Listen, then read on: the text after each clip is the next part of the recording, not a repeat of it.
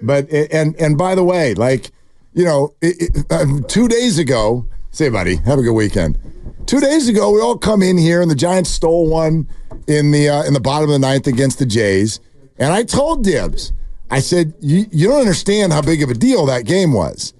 You don't understand. Like, we've reached July, and we've reached the homestand, and it's almost the All-Star break, and I'm trying to tell you that everything is on the line. And he's like, but Farhan just signed an extension. I'm like, I don't care. You don't understand. These next 3 weeks will determine everything, and one of the 3 weeks is a week off. These games are highly, highly urgent. And the Giants got it. And then the very next day, they've got their ace on the hill, and he's dealing 4 innings into a game. He is given an early lead. And I'm sitting there thinking to myself in that moment, all right, it is urgency time. It is time to boogie. Here we go. It is time for the Giants at long last to make their move. And then the Blue Jays got 438 consecutive hits, blew the Giants out for the remainder of the series, a bad baseball team. And I'm telling you, bud, I'm in a mood. I it's not about whatever preseason expectations were. And I think that's why you hear a lot of fans go, oh, yeah, no, Farhan's fine. No, you, fan, you weren't expecting them to be good. They were. They thought they were going to be good. And their owner is demanding that they are going to be good. And his comments yesterday that the players better play well over these next 14 games or else it's sell time.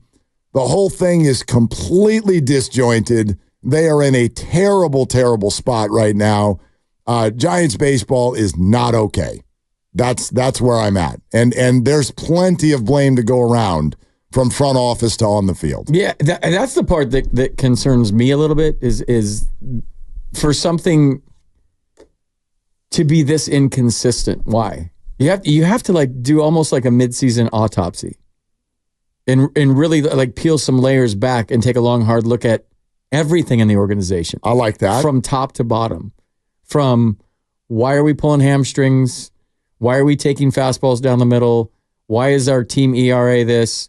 Like, if I were the Giants during the All-Star break, and I don't know what they have planned, but it's always, hey, we're going to go just decompress. I would do the opposite. I would have mandatory meetings where we have an autopsy of the first half of the season. Why are we at this point?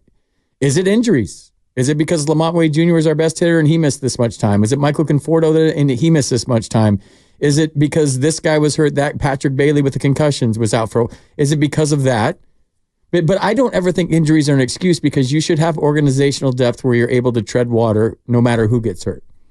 The Braves won a World Series without Ronald Acuna Jr., who's maybe the most talented baseball player in all of baseball, if not Fernando Tatis Jr., those two, with just a talent level, and Mookie. So that's where you start to, hey, everybody check their feelings at the door. We're going to lock ourselves in a room for a couple of days and figure this out. What do we have to do as an organization from top to bottom to be better and to get our foot in the door? Because we've already won the World Series here by just getting our foot in the door. Mm-hmm. We saw a team win a World Series, or we saw Philadelphia and Arizona last year as wild cards. Or Texas. The third wild card in the National League since its inception has gone to the World Series both times. So I'm just saying, like, and it's like, check your feelings at the door. This is big boy baseball. What can the pitching staff and you as a pitching coach do to make them better? What can the offense and you as a hitting coach do to make it better? What can you as a manager do with either platoons or pitching changes? Like, everybody has to look at themselves right now. And maybe I'm being a little bit dramatic, but I'm just saying. I don't think so. This is what I would do. Because we can all sit here and whine and complain, and they were supposed to do this, and the offseason was this, and they spent this much money, and Farhan said this, and the players are doing that.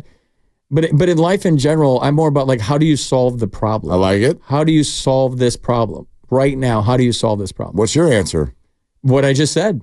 I mean, here's one thing, just in response to what you just laid out. And I think it's a great place to lay things out for our listeners as well. 888-957-9570. What's the problem? What is the problem? And how do you fix it? The umbrella view that just popped to mind as you were speaking was the word anxiety. That's the word I want to focus on for a second. The word anxiety.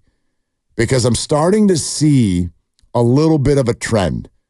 The Giants and Farhan Zaidi were forced out of their comfort zone this offseason. They fired their manager. They had to bring in, under Farhan's leadership, the second manager. I know he worked with Boch for a year, but his second hire as a manager. And he had to maybe go spend some dollars that he wasn't very comfortable spending. He admitted in spring training, some of what we did in free agency was like a nod to the city and the fan base. And I sort of read that as maybe like a Soler thing, because Soler is not a very Farhan-esque type signing. He's not a great analytics baseball player, and he got 3 years, which Farhan seemingly does for almost no one. It's like Soler, DeSclafani, and La Stella. Whoops, whoops, whoops. Okay? So, like... Soler's not a whoops yet.